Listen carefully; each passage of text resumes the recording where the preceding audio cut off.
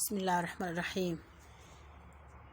يلا بقى نعمل مع بعض احلى اكله، الاكله اللي ما بتظهرش الا غير كل سنه مره وبالصدفه كمان، الخبيزه. صلي على النبي وحطي لي احلى لايك وشوف الخبيزه الجميله دي احنا هنعملها ازاي. من احلى الاكلات الشتويه اللي هي بتظهر بالصدفه. انا جبت لها سلق وكزبره، وهي الخبيزه وتنقي الورقه بتاعتها تكون ناعمه كده حلوه. ورقه الخبيزه تبقى ناعمه ما تبقاش خشنه عشان ما تبقاش عامله زي الورق وانت بتاكلي. مسكتها غسلتها حلوه قوي، ببينها لكم اهي ان انا قطفتها زي الملوخيه. كمان الكزبره قطفتها من العروق اللي فيها هي والسلق. همسكها بقى اخرطها بالمخرطه زي ما تكوني بتخرطي الملوخيه بالظبط.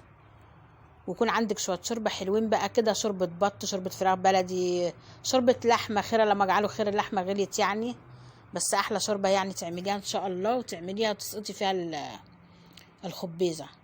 اول ما تسقطي الخبيزه فيها في الشوربه تكوني محضره معلقتين رز، معلقتين كبار على حسب الكميه. انا جايبه حزمتين بس بتاع دي خبيزه. الرز بيستوي مع الخبيزه لان الخبيزه بتاخد سوا مش زي الملوخيه. يعني طالما الرز استوى خلاص عرفت الخبيزه استوت.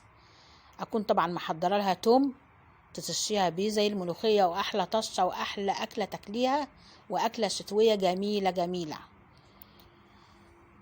حطيت انا حته سمنه حلوه كده، وانا دقه توم. حط بقى عليه شويه كزبره ناشفين زي طشه الملوخيه بالظبط، بس بصراحه بيبقى ليها طعم تحفه. هي طعم والملوخيه طعم، لكن في الطريقه نفس الطريقه.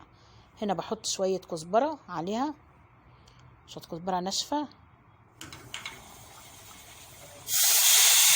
اوعى على الطشه، الله اكبر.